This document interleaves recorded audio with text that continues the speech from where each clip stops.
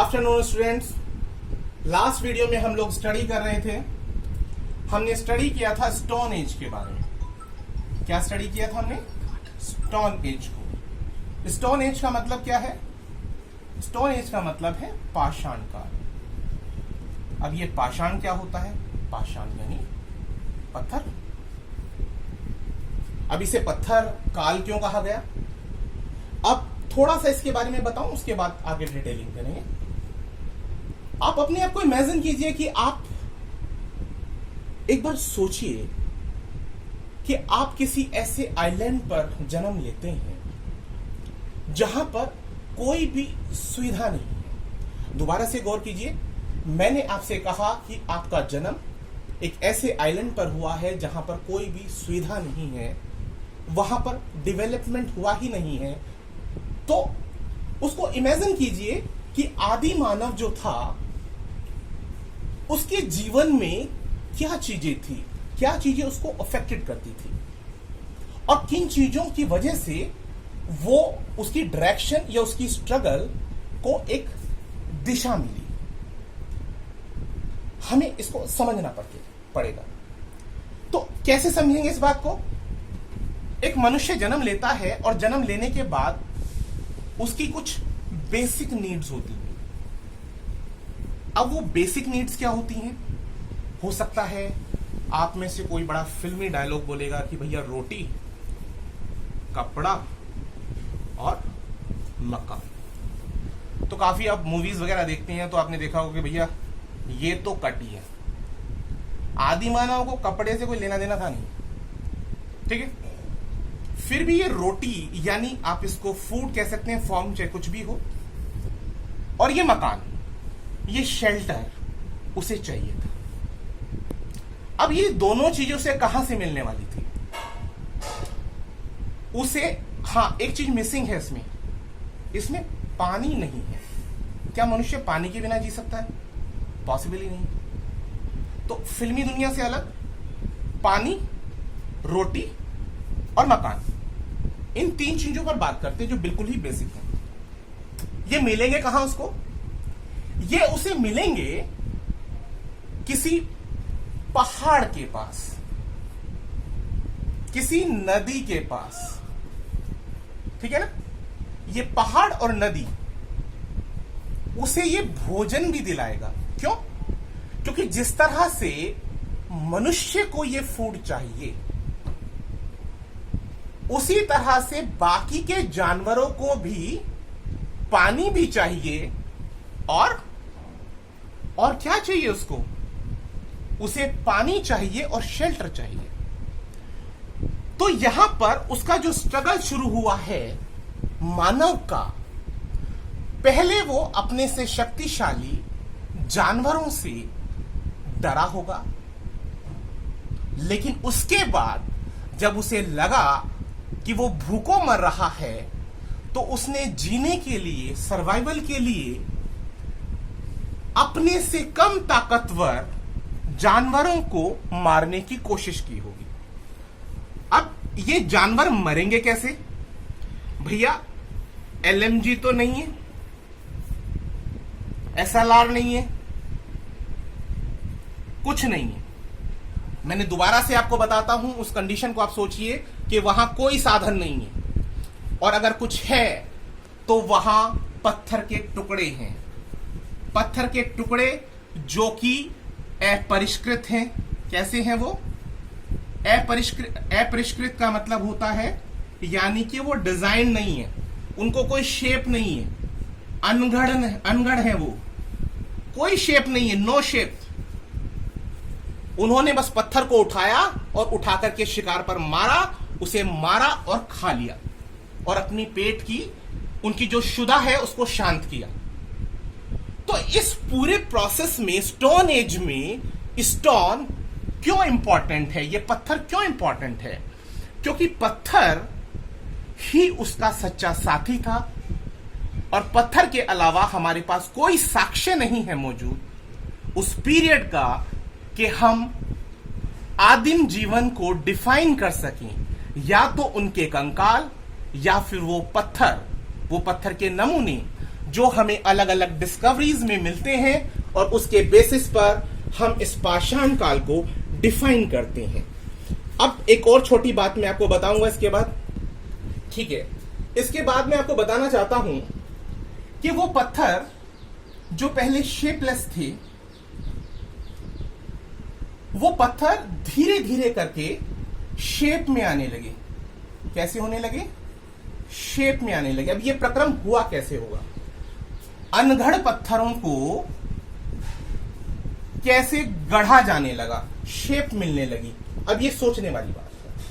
मैं आपको इसका भी एक उदाहरण देता हूं। स्कूलों में या ऐसी एक्टिविटीज कराई जाती हैं इवेंट्स में, आपने देखा होगा कि 1 मिनट शो होता है। क्या होता है? 1 मिनट शो। उस 1 मिनट शो में कुछ भी हम रख लेते हैं। जैसे हमने एग्जांपल किया, भाई आप ऐसा कीजिए, न्यूज़पेपर लें और न्यूज़पेपर जो है उसका गार्लैंड बनाना है, और गार्लैंड बनाकर कौन कितने ज्यादा गार्लैंड 1 मिनट के अंदर अपने गले में डाल लेता है। और जो मैक्सिमम गार्लैंड अपने गले में, यानी मालाएं बनाकर गले में डाल लेगा, उसको हम क्या कह देंगे?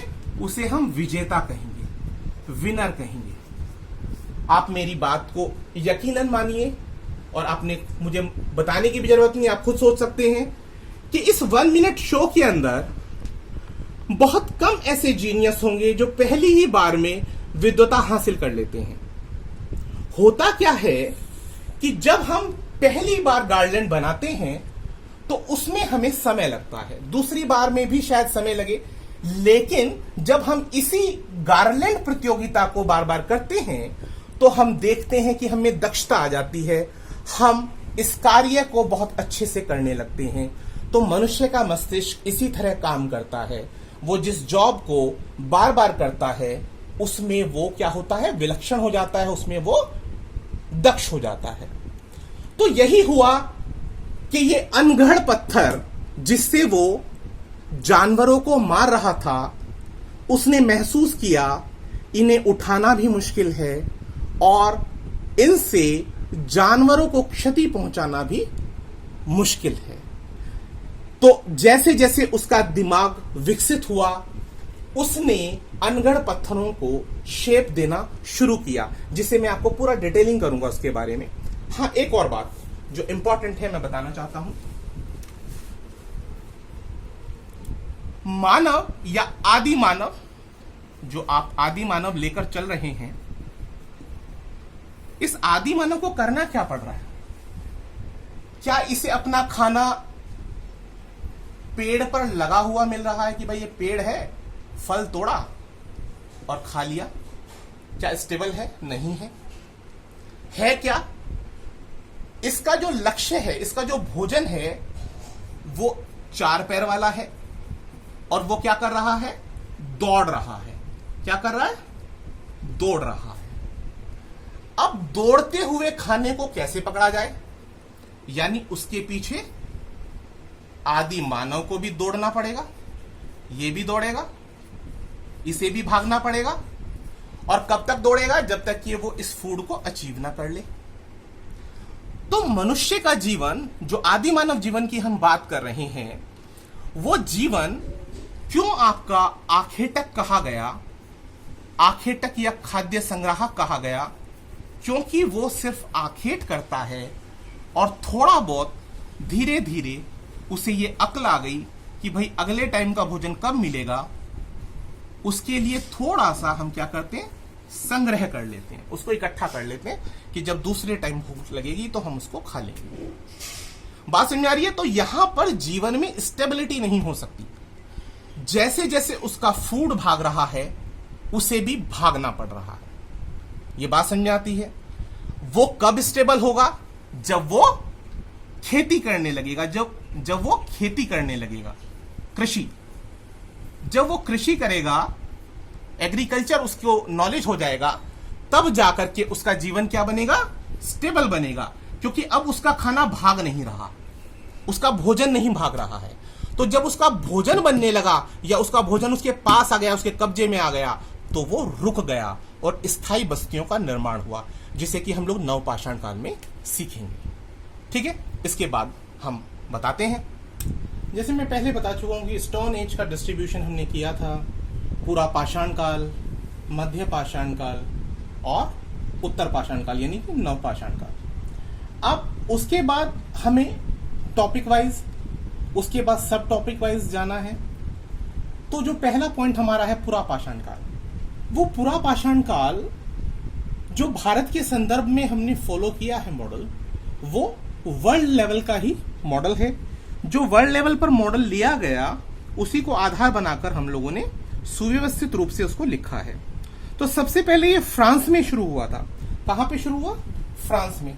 लेकिन वो ज्यादा हमारे लिए इंपॉर्टेंट नहीं है। हमने सिर्फ क्या किया, हमने वो पैटर्न फॉलो किया है, जिस तरह से उन्होंने बांटा है, डिस्ट्रीब्यूट किया है, उसी तरह से हमने इस टाइम पीरियड को अपने यहां पर, ये इंडिया के रेस्पेक्ट में मैंने लिखा है, ये भारत के रेस्पेक्ट में है। फ्रांस में उसको डेवलप किया गया, डेनमार्क में भी बात हुई, लेकिन वो सब मैं डिटेल में नहीं जाता हूं। मैं आता हूं भारत के रेस्पेक्ट में। और मैं अभी आपको और भी बात बताऊंगा कि आपको कैसे पढ़ना है, क्योंकि बुक्स में आप बहुत चीज लिखा देखेंगे और आप कंफ्यूज हो जाते हैं कि ये तो मैंने वो पढ़ा था, मैंने वो पढ़ा था, और ऐसे कंफ्यूजन बनता है। मैं आपको बताऊंगा अभी, लेकिन पहले मैं इस टॉपिक को क्लियर करता हूं। तो भारत के रेस्पेक्ट में अगर हम एक दो एग्जाम्पल को छोड़ दें, जैसे कि महाराष्ट्र का एक प्लेस है बोरी, महाराष्ट्र में एक बोरी प्लेस है, उस बोरी प्लेस को मैं बाय मैप आपको शो करूंगा ये सारी बातें।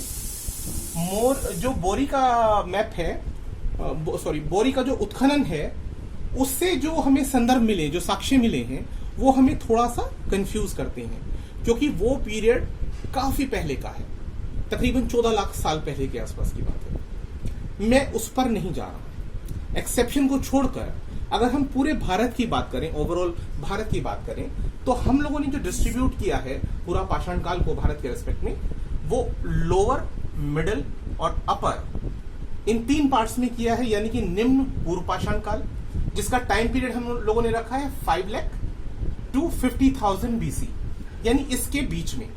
मैं फिर दोबारा से कहूंगा कि ये टाइम पीरियड हो सकता है आने वाले सालों में कुछ बदल जाए। जैसे बोरी जैसे एग्जांपल अगर ज्यादा मात्रा में मिलेंगे हमें, तो हम इसे एक्सेप्शन नहीं मानेंगे। फिर हम क्या मानेंगे इसको? हम ये मानेंगे वहां पर हमें एक बसावट मिलेगी और उसके अनुसार नया आपका डेट डिसाइड होगा। लेकिन अभी के रेस्पेक्ट में आप इसको पकड़ कर रखें कि लोअर का जो टाइम पीरियड है आपका, वो 5 लाख BC से लेकर 50,000 BC तक है। उसके बाद दूसरा टाइम पीरियड आता है आपका मध्य पूर्व पाषाण काल। मध्य पूर्व पाषाण काल का टाइम पीरियड हम लोगों ने रखा है 50,000 BC से लेकर 40,000 BC। मैं फिर दोबारा बताऊंगा कि ये टाइम पीरियड सिर्फ एक लाइन बना दी गई है जो दाएं या बाएं हो सकता है, और ऐसा हुआ भी है। इन्हीं के बीच आपको और संस्कृतियां भी मिलती हैं, लेकिन आपको कंफ्यूज नहीं होना है, आपको एक लाइन में चलना है। ठीक है। उसके बाद आपका होता है अपर, यानी कि उच्च पूर्व पाषाण काल, और इस टाइम पीरियड को हम लोगों ने रखा है 40,000 BC से लेकर 10,000 BC तक। क्लियर हो गया ये पॉइंट? ठीक है। इसके बाद अब मैं आपको डिटेलिंग करता हूं कि जो पहला उसमें काल पड़ता है निम्न पुरापाषाण काल का। तो निम्न पुरापाषाण काल जो है, उसके 2 स्थल बहुत इंपॉर्टेंट हैं। पहला स्थल है सोहन नदी घाटी। सोहन नदी घाटी जो कि पाकिस्तान में पड़ता है, और पाकिस्तान में भी कहां पर? जो सिंधु नदी है। कौन सी नदी है? सिंधु। सिंधु नदी की ये सोहन नदी एक सब्सिडरी नदी है, मतलब उसकी एक सहायक नदी है सोहन नदी, जो हमारे पश्चिमोत्तर भारत की तरफ से आप देखेंगे। मैप जब मैं आपको दिखाऊंगा तो आपको दिखाऊंगा कि वो कैसे आती है। तो उसकी ही सब्सिडरी सोहन नदी पर एक घाटी है जो आजकल पाकिस्तान में है। वहां पर शुरुआत में DN वाडिया साहब ने अपनी रिसर्च की, और रिसर्च में इस काल के कुछ उपकरण प्राप्त किए, जो पाषाण के बने हुए उपकरण थे उनको प्राप्त किया। इनके बाद सेकंड नंबर पर आते हैं KRU टॉड। 1930 में उनकी सर्च में भी कुछ पाषाण के उपकरण प्राप्त किए गए, लेकिन इन दोनों से ज्यादा महत्वपूर्ण पड़ता है 1935 का टाइम। जिसमें डी टेरा साहब ने येल कैम्ब्रिज अभियान के चलते, एक अभियान था जिसका नाम था येल कैम्ब्रिज, येल कैम्ब्रिज अभियान में उन्होंने सर्च किया, और जो आपका कश्मीर घाटी है, जो शिवालिक रेंज आप देखते हैं उससे ऊपर, उसमें उन्होंने कश्मीर से लेकर साल्ट रेंज तक खुदाई की, और उस खुदाई में उन्हें बहुत सारे और बहुत महत्वपूर्ण स्थल प्राप्त हुए, जिससे ये सोहन नदी घाटी बेहद महत्वपूर्ण हो जाती है। तो ये डी टेरा साहब का योगदान रहा है। अब इसी संस्कृति को हम एक नाम और देते हैं, चापर चापिंग और पेबल संस्कृति। ये क्या है, मैं भी इसको डिटेल करता हूं। उससे पहले मैं आपको बता दूं कि जैसे हमारे पास ये सोहन नदी घाटी का एक एग्जाम्पल है, इसी तरह से दक्षिण भारत में यानी मैड्रास रीजन में हमारे पास एक संस्कृति मिलती है हमें। उस संस्कृति को हम कहते हैं, उसके दो स्थल हैं आपके, बदमदुराई और अतिरपक्कम। बदमदुराई और अतिरपक्कम, या हैंड एक्स संस्कृति भी कहते हैं उसको। क्या कहते हैं उसको? हैंड एक्स, हाथ से बनी हुई कुठार यानी कुल्हाड़ी। इसके अवशेष हमें मिले हैं, बहुत सारे पुरास्थल हैं, इसे मैं डिटेल में स्टडी करूंगा। सिर्फ यही नहीं, और भी स्थल हैं, लेकिन कंफ्यूजन क्रिएट ना हो इसके लिए हमें, जब हम आउटलाइन बनाते हैं तो हमें मुख्य स्थलों का ध्यान रखना पड़ता है।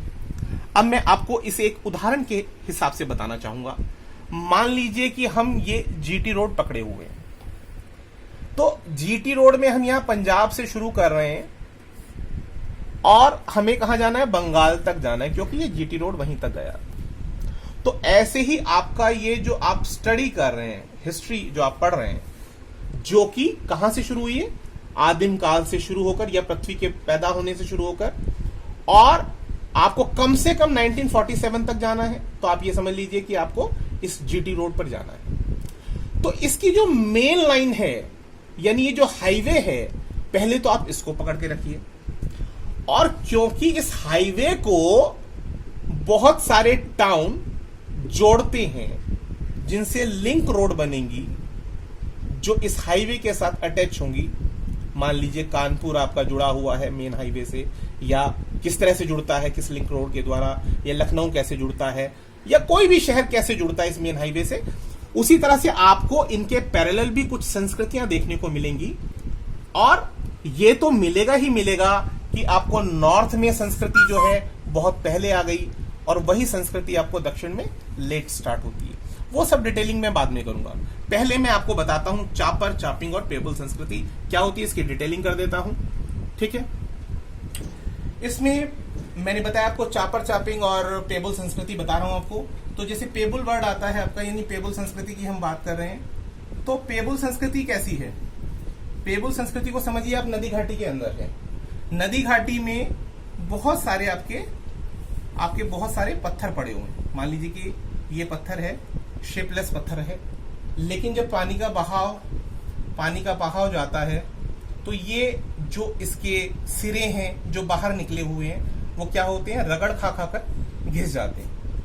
और रगड़ खा कर घिसने के कारण हमारे पास जो पत्थर होते हैं, ऐसे गोल मटोल से पत्थर जो मिल जाते हैं हमें, ऐसे पत्थरों को जो कि पानी की रगड़ खाने के कारण, उससे टकराने के कारण उसके सिरे टूट गए हैं और वो पूरी तरह से गोल आकार ले लिया उसने। तो इस तरह के पत्थर को हम लोग क्या कहते हैं? पेबल कहते हैं। क्या कहते हैं इनको?